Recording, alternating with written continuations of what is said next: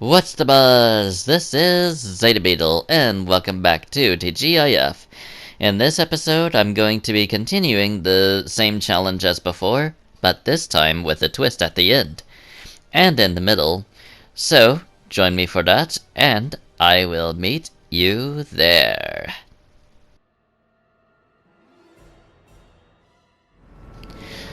Still no reactive commentary, which is just fine for me because, I'm going to prefer the narrative commentary for a while now. It's because it's easier, honestly.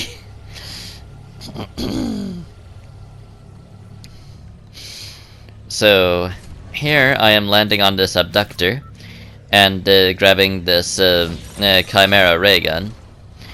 And I am using the air currents around the abductor to get myself to glide so that I can pull off this number right here, which you did not see because the clip skipped forward. But trust me when I say I did eliminate Morty just then, and I got part of the challenge done.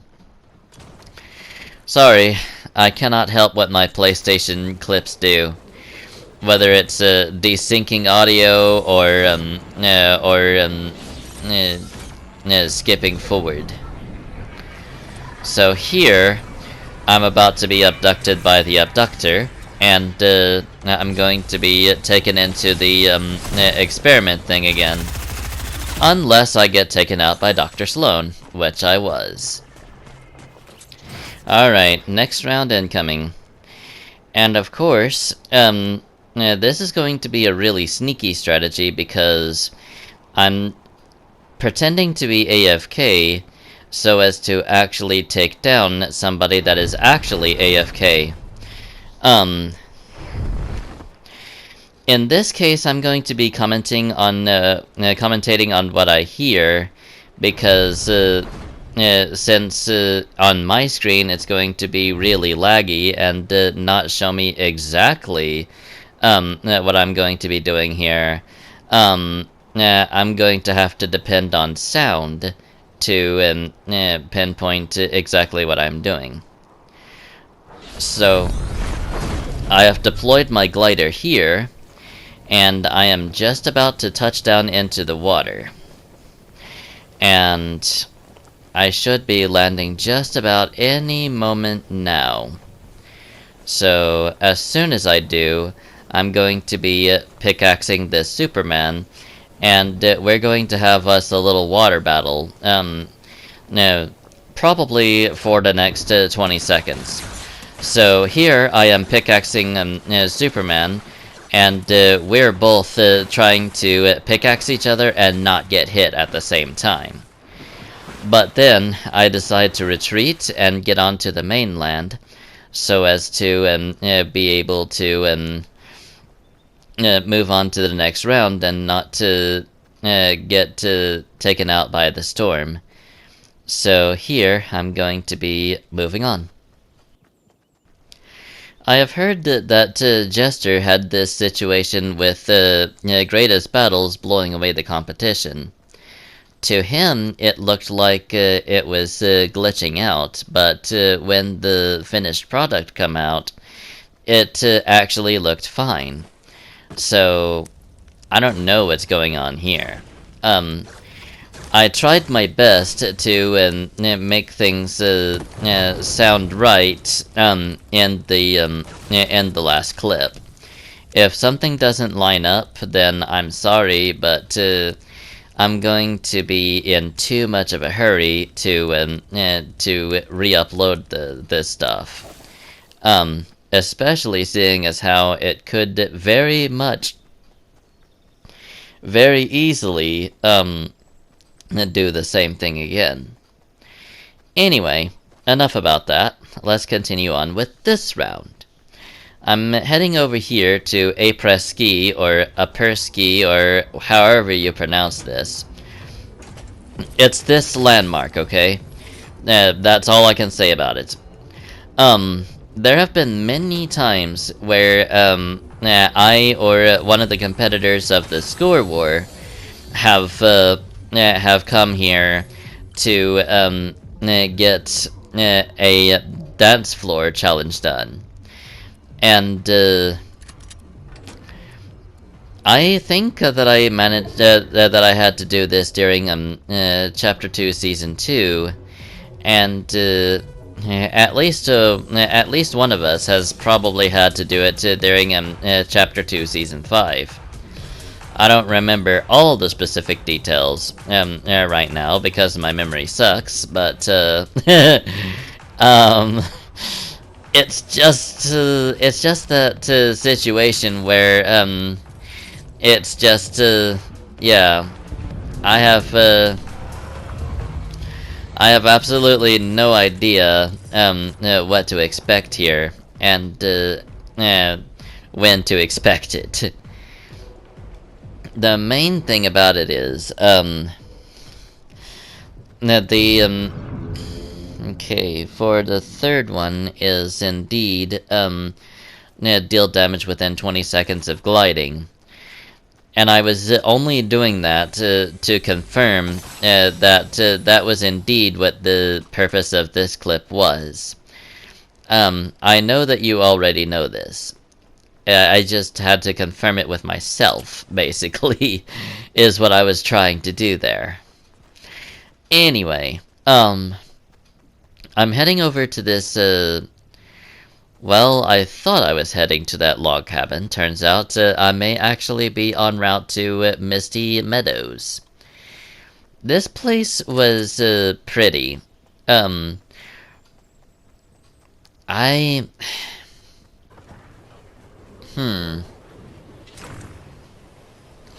There's really not much else that I can say about this place.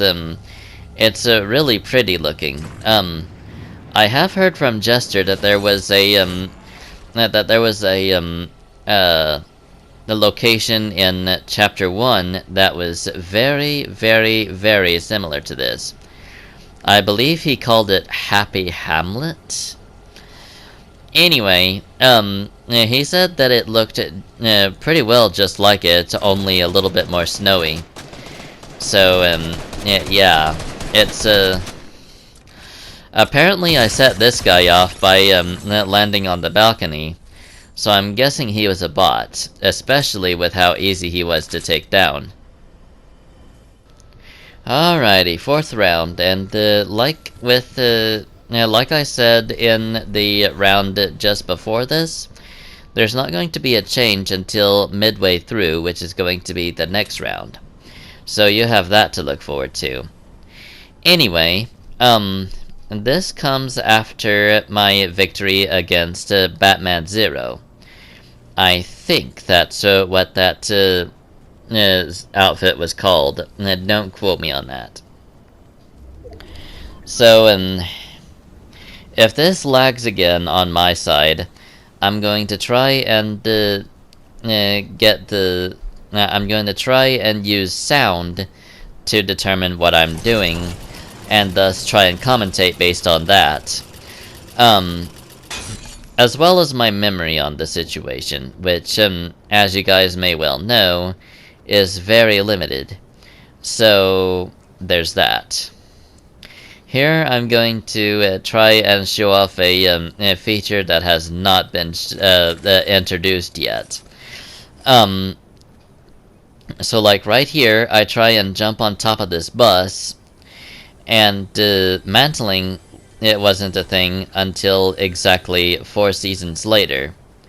Because this is actually maybe 3 seasons later. Because this is Chapter 2, Season 7, and it wasn't a thing until Chapter 3, Season 2. So that would be 8, 1, 2. See? There we go. Now then, I'm gonna be heading over to that abductor so as to use its little updraft or vortex or whatever that thing is in the middle that sucks you up towards the gigantic saucer. And once I do that, I then try and land on top of an opponent, and try and do my best to do as much damage as possible. So,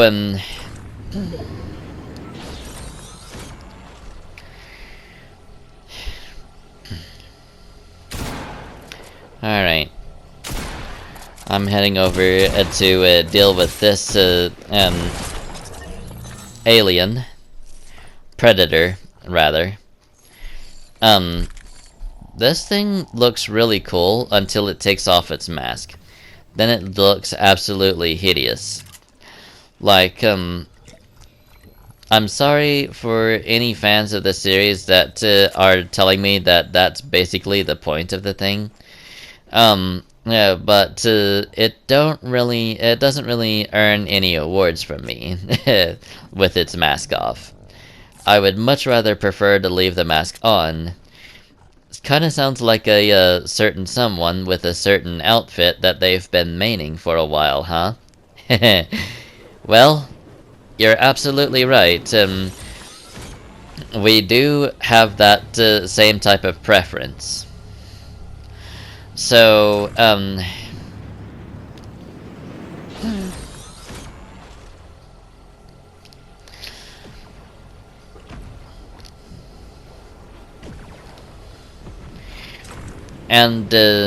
honestly speaking, that's not the only way in which we are practically identical.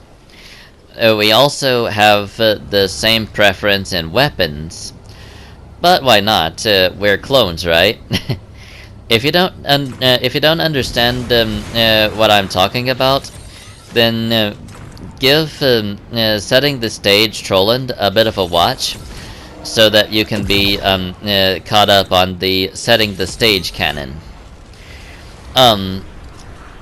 You will, however, be confused by Fortnite Follies canon, because the two are very, very different from one another. You would be surprised at what you learn about the jester that happens to be the main character of Fortnite Follies. And it's already been hinted at that there are multiple snapshots of Jester at this point. So that should give you your first hint. However, just keep watching and you'll see exactly what happens in the canon. I'm not going to spoil too much until it is fully uploaded, but the fact of the matter is, as the Justice Jester says, there are up to 6 different snapshots of Marty Jester, including the very first one, whose backstory is going to remain a secret for a while. So, there's that. So, I took that guy out, and now I'm moving on to the next clip. Alrighty, like I said before, this is one of the 2 clips that will actually have a difference. And the difference for this one is to place top 10. Yup, I'm basically placing as high as I can without doing any damage to an opponent within 20 seconds of landing from gliding. So once I get to the point where I can get that shown off, I'll be moving on to the rest of the episode, of which the next 2 clips are going to be exactly identical to each other. And if you don't know by now what challenge that I'm going for, then you really haven't been paying much attention to what I've been saying, especially with me having to confirm today exactly what the challenge was that one of the clips was notable for. If you still don't know from that, then I don't know what to think of you, because right now the thing about it is I don't really know if that counted, because it may have been too long. Like, the time limit is 20 seconds. So, if you've been paying closer attention to the timer than I have, then, yeah, then the, yeah, then you should know whether or not it counted. Anyway, onwards to the next match. Alrighty, back to the old grind. If you don't know what that means, then you're gonna have to go back to the first quest or second quest the second clip that I showed off challenges on, because I'm not going to repeat myself that often. Excuse me.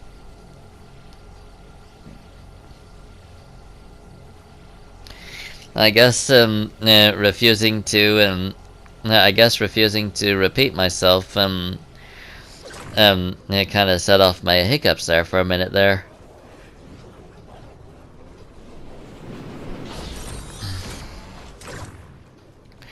I don't even know why I'm yawning right now, and I went to bed at a decent hour, and I believe I got up at a equally decent hour. Like, I at least got 7 hours of sleep, so I shouldn't be that sleepy right now. Although then again, according to one set of recommendations, 7 hours is on the lowest end of the spectrum of recommended sleep, and 9 hours is actually the highest recommended. So that would mean 8 is pretty much the average, I think. Anyway, now I'm just basically going through here, and I'm trying to get to the vortex or updraft here, and then I am abducted, and it's time for the experiments to begin. So,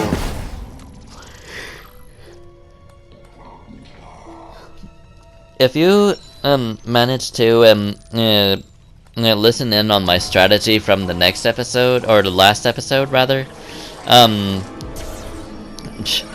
what did I upload the next episode and then just come back to this one? That's rather weird the upload the schedule. Anyway, if you've listened to my strategy from the previous episode, then you should know that that strategy was me finding my groove, and thus I should be able to place pretty high when it comes to this experiment. Still yet, though, I just grabbed a Vault Orb here, and I'm going to be moving on to either the next Vault Orb, which it looks like I'm doing, and or getting some Time Orbs like I'm doing right here. So, essentially, the strategy that I was expecting myself to employ here was to focus more on Time Orbs instead of going after the Vault Orbs. And this is a stellar strategy, because Oh look, I still got gold. That's crazy. Alright. Alright. So I'm going to be opening chests here. And I grabbed the Chimera ray gun. Then I'm going to be opening these chests to okay, so I grabbed the heavy assault rifle because to have no assault rifle at all is kind of a bad decision on my part. Never really stopped me before, but you know, I got the challenge done to search chests apparently. So yeah, that's pretty cool. And I'm heading over to a satellite station because those usually have launch pads at them. And if you didn't know, launch pads are one of the best ways to get this challenge done. Or at least get a lot of progress on it anyway. The biggest thing about it is I'm trying to get this done as quickly as possible, so I'm taking every convenient route that I can in order to do so. Whether it be using launch pads here, taking on guards like I'm doing right now, and using abductors to my advantage as well. I've been doing all three, and so far it's been doing quite well. So there we go. There's that. And now we're on to the next round. So, like I was saying before, I would do anything to get this challenge done as quickly as possible. And if it meant cheating against the IO guards, then so be it. I wasn't going to spend an eternity on this like Epic may have hoped. I'm going to be taking the fastest available route, and I'm going to be trying to basically speed run the challenge in any way that I can. So here I'm grabbing the big pot and drinking it up to get my shield up to full. So after I do that, I pick up my mini again, and I move on to the launch pad again. And once I jump onto it, I for whatever reason jump at the opposite. Oh, now I remember. It was to get to the future eye of the storm. Alrighty. So here I am zooming through Corny Complex so as to cut a clear path to the eye, because as we all know, the straightest path to the eye is the fastest. Whatever I'm doing here, I'm not entirely sure. I must have a challenge at Corny Complex. One thing I do know that I'm doing is making a pulse rifle out of the heavy assault rifle that I got. And I know that it only increases the firing rate a little, but honestly speaking, a little is better than...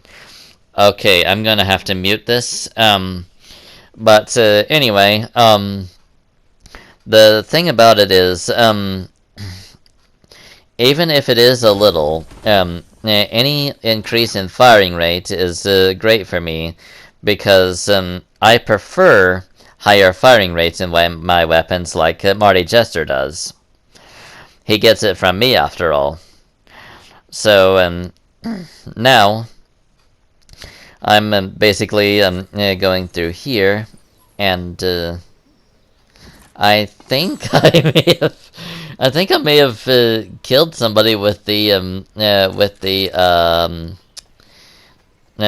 mud flap, the big rig. You know, it's kind of funny once you think about it, because like it kind of suggests that either I managed a really huge hit from the big rig, which you wouldn't really expect too much because of its speed, but it's really clever how Fortnite puts in that discrete math lesson for you. Like, it's a matter of force is mass times acceleration. So the truck doesn't have to be going really fast in order to deal a lot of damage, because big rigs are heavy. They weigh in the thousands of pounds, and they have those big old diesel tanks. So the fact of the matter is, having that thing charge at you at full speed, there's a reason that there is a saying that says hit like a truck, because trucks hit hard. Trucks have been known to devastate smaller vehicles when it comes to vehicle crashes like that. So I'm using a pump against an IO guard to help speed up the challenge. That's kind of I forgot that I had done that. Actually, that was a really clever strategy, to be honest with you. Even though, however, and